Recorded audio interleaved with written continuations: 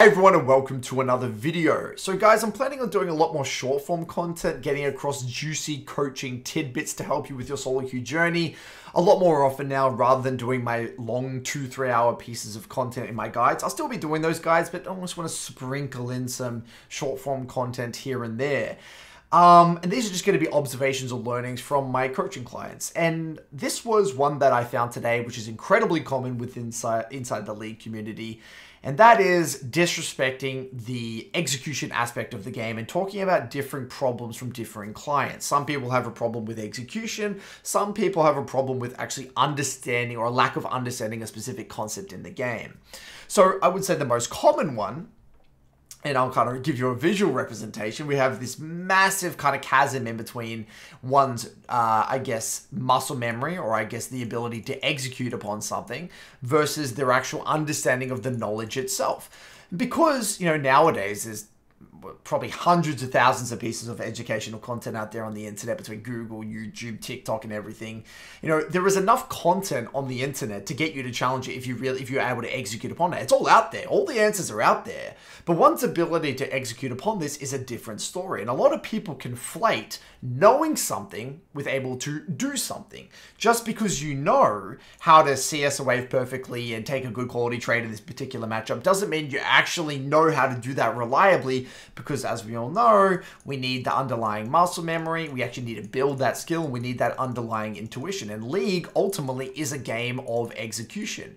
What makes League so difficult isn't one's ability to understand the individual concepts, it's the ability to execute upon that reliably and consistently day in, day out, right? And so this is a classic example of that. This client, I think it was roughly around high plat. You know, here, the opposing mid laner, Lissandra, roams down the river here. He decides to follow. He's actually got a Cho'Gath center bot lane. He starts to roam down the river here, pans his camera, sees that it looks like a bit of an elongated fight. The Cho'Gath gets engaged upon, and rather than just disengaging here, goes in, sends it, and basically just dies. This is a classic example of someone that, you know, he could look at this in the post-game review, understand what's happened, and even know that it's probably not the right play to make, but is still going to do it anyway, or at least in this game state, right? This is a classic example of his level of play. And let's just assume there's no compensation or stage 4 errors at play here. Let's just assume that this is him expressing his best self. And I get questions like this all the time, Curtis. How do I learn from something like this? Like, I know it. I mean, I can look at the review and I know what to do, and I even feel like this is a basic silly mistake. But what do I take away from this? Guys, welcome to League of Legends. The goal from a situation like this is we make an observation. So we say, okay, we play it out, right, after the game. Like, okay, that probably wasn't the right play. What would I do next time and why? Well, for starters, let's visualize an alternate scenario. So maybe an alternate reality here is we go for the QE and then simply disengage because the Cho'Gath is dead and the play is over and there's no more, we don't pose any threat into them. Okay. You could even go the next level, okay? Well, what is it that made me want to go for this play? What did I think was going to happen? And why didn't that happen? And so basically what we're trying to do here is consolidate why we made the decision we did, and figure out what the ideal play would be through visualizing, and then identify how we could come to that conclusion next time. So and why you would come to that conclusion next time. So essentially here, okay, you might realize, all right, the best play was actually follow, get to about here, realize the play was over because Cho'Gath got chunked, go for a QE, proc my first strike, go back mid. How would I know that? Well, you know, they're all very tanky. We've got no more threat coming in. Senna's low. Shaco doesn't offer any help. They're all actually, you know, quite tanky here with heals and taunts and stuff. I can't one-shot anyone. I'm a very weak early game Jace. I need to take time and scale. Okay, that makes sense. Move on. Now, people get confused and frustrated because they're thinking, well, Curtis, I'm never going to see this situation again.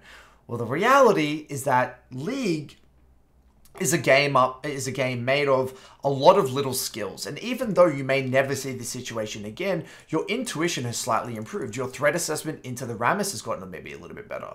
Your damage assessment of what your champ can and can't do in terms of damage at this particular item spike has gotten a little bit better.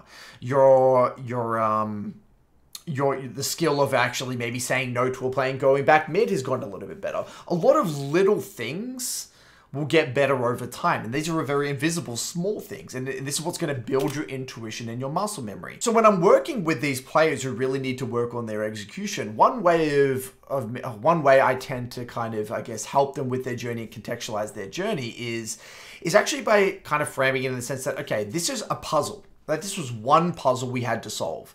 This puzzle, we solved it incorrectly in the post game. We need to consolidate that, realize how we should have solved it, how we would solve it next time. And that's one puzzle solved. Okay, great, congratulations. We now have 999 to go. If you can solve 1,000 puzzles at your given elo bracket, you are going to make massive climbs in your rank. So typically I use this whole analogy of solving 1,000 puzzles in reference to the master to challenger climb, but it still applies even say from P4 to D4. If you can solve 1,000 of these, tricky or uncomfortable situations, whether it be lane assignment problems, whether you contest an objective problem, a skirmish problem, a laning problem, regardless, you are going to make insane progress. And this is uncomfortable for a lot of people. They expect those immediate results. Bit of a little bit of a tangent here. It's just an interesting story. I actually asked a client, I said, hey man, how long do you expect to be at a given rank for? And he said, Curtis, I think 3 weeks. I think that's like a good amount. And I said, okay, let's run that out, right? I think he was actually gold 1. I said, okay, let's take it. It takes 3 weeks to get to P4. We get to P4. Okay, let's take it. Say it takes another 3 weeks, P4 to P3. If you follow this within what, like, 16 weeks, which is only a few months, you're basically already getting to around D4. Within a year, you could go from like gold to master tier easily. And like, that doesn't sound right, does it? Right? And so a lot of the time, by vocalizing how long do you expect to be at a specific rank, you can break down a lot of people's narratives or disrespect for the execution aspect of the game. And this, again, all ties back to the same thing. People love the idea of understanding the knowledge aspect of the league. They love it. They love getting into the numbers, the builds, and breaking down the macro. The execution aspect is a little bit less sexy, and that's where getting the reps in really matters. But we got to remember, guys, this is not everyone. Yes, there are, I would say, 50% of people, let's say at a given elo bracket, are at their rank because they simply don't have the muscle memory, or they haven't got the reps and they haven't built that intuition to, I guess, climb through their given rank. There are a lot of other people that actually do have that muscle memory. They actually have executed on what they know, and they actually have quite good consistency on the skills they do have, but there's things missing. So here is an example of a client that actually is quite different. So this guy is kind of plateaued at his rank for a different story. He actually is quite consistent in his gameplay. He knows how to execute on what he currently knows.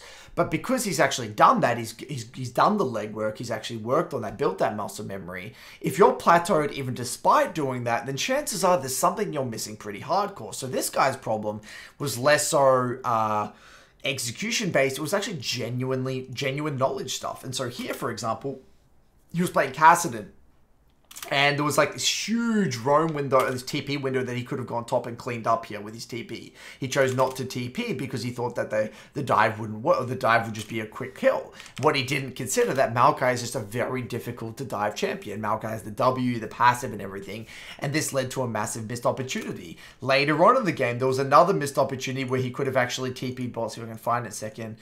Yeah, he could have TP bot and cleaned up, but he chose not to TP. I think I can... I go a little bit further, I think it was around, maybe around here. Yeah, here. He could have actually gone bot here as well. He could have come straight out of base and counter ganked this Kayn. But what he didn't realize is, again, he didn't factor in that Soraka had a lot of heal to keep the Amumu alive, and he would have been able to come up and clean the shutdown on the Kayn. And it was these two missed windows that really prevented him from staying in the game and stalling out this game and being that relevant carry threat heading into the mid game. So this is a different sort of client, right? This client doesn't have, he's kind of missing knowledge or missing little concepts in his journey that's kind of keeping him at that given plateau point. Now, I want to expand a little bit on the idea of improving the execution aspect of the game. How do I improve it at a faster rate? Now, yes, there is simply just getting in the reps, exposing yourself to a wide variety of scenarios, but there are other things we can do to expand, or I guess speed up that process. So this was a play later on in the game where he was kind of sieging the tower here. And he ends up kind of going for plates. Basically, all the vision dissipates. He decides to stick around for the plate, and you'll see in a second, gets collapsed on by the enemy. I believe the enemy top laner and jungler, I think. We'll see in a second. Yep, he's fighting the Lissandra. The Rammus comes around the corner, and then he basically dies. And so this is, again, something that you could look at the review pretty easily and be like, all right, well, this makes sense. This is not really confusing to me. I don't really need to have a sophisticated understanding of the game to realize that this is a pretty big problem and this is losing me games. But again, how would I get better at this? So looking at it, in hindsight, it's like, well, maybe I shouldn't have been here, and obviously had no vision on Rammus, and yeah, okay, I shouldn't have been here. Okay, great.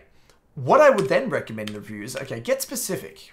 Now, obviously now, sitting here with a cup of coffee after we can take a look and we can say it's obvious, but, very important part here, how would you come to this conclusion in the game itself? So this is where I would rewind, say 30, 40, sometimes, 60 seconds, 90 seconds, and ask myself, okay, what was my mindset like? Was I aware at this point in the game how much threat I was under? So we're taking this situation, his threat assessment, he knows that maybe his threat assessment isn't that good, but why is it that not that good?